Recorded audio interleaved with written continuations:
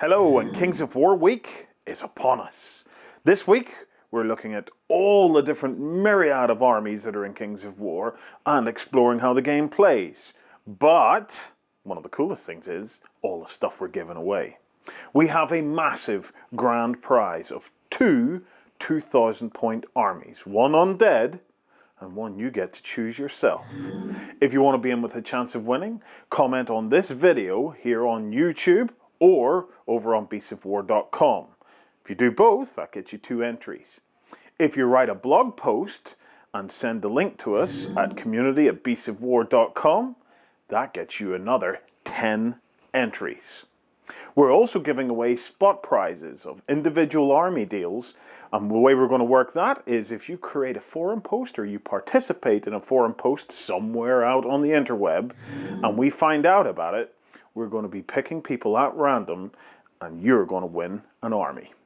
So, enjoy Kings of War week, because we most certainly will.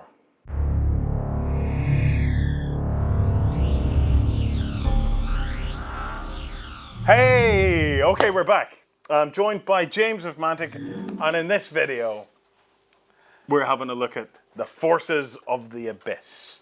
Yes, indeed. That is a new army in the Basilean Legacy, and you'll find it on page 50. So let me get to that, and beautiful. Forces of the Abyss.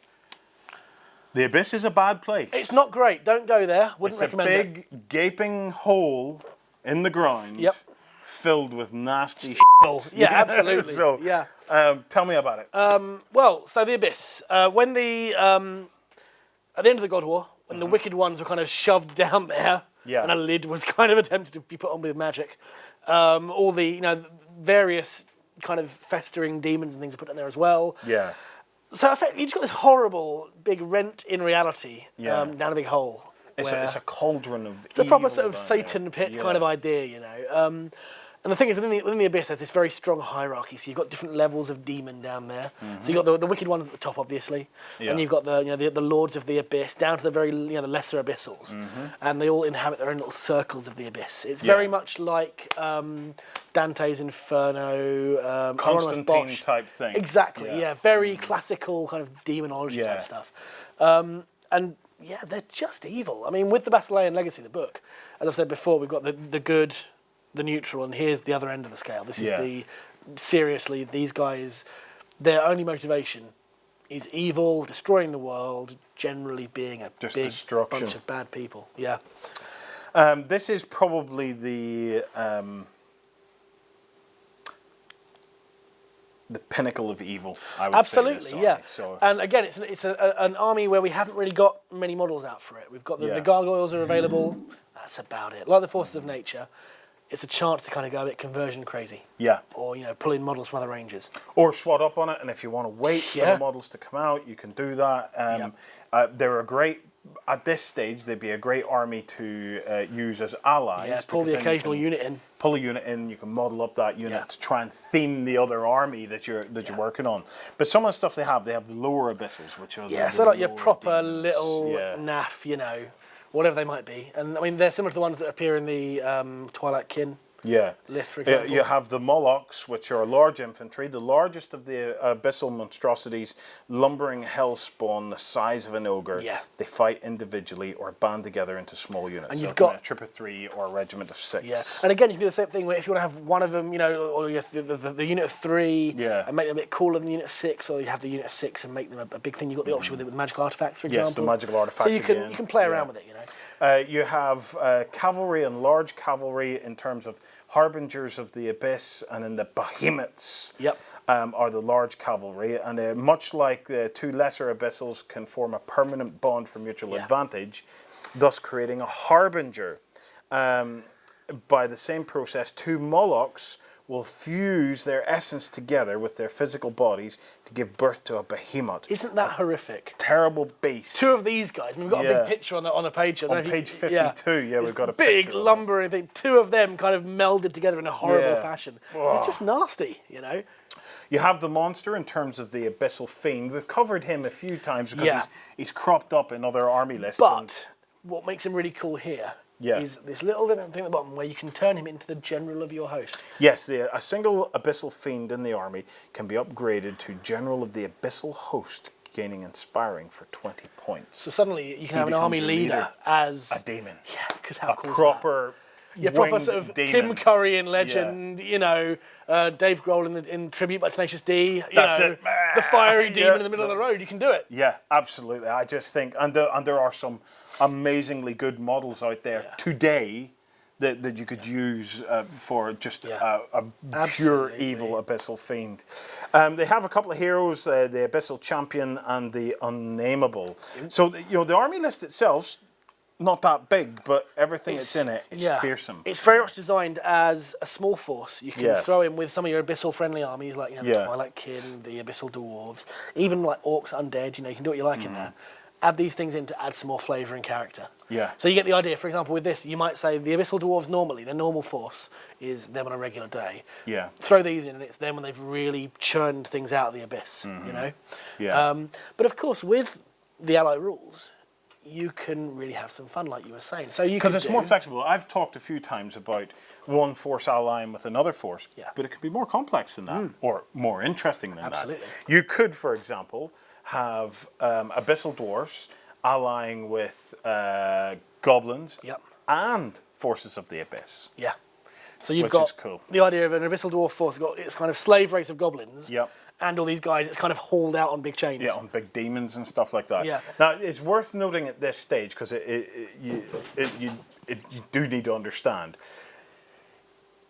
evil armies can only ally with other evil armies and neutral armies. Yeah. Neutral armies can ally with evil armies or good armies. But not both at the same time. Not both at the same time, and this is the point. And good armies can only ally with neutral armies or good armies. So you couldn't have a Kingdom of Men allied with Forces of the Abyss and Basileans. Excuse me. It's not going to work. But you could have a neutral army allied with Ogres and Forces of the Abyss. Yeah, totally. That'll work. The Kingdoms of Men actually allied with Forces of the Abyss.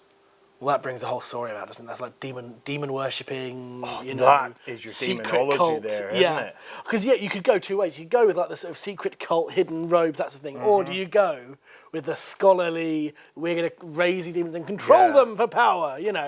But There's some crazy steampunk things going or whatever.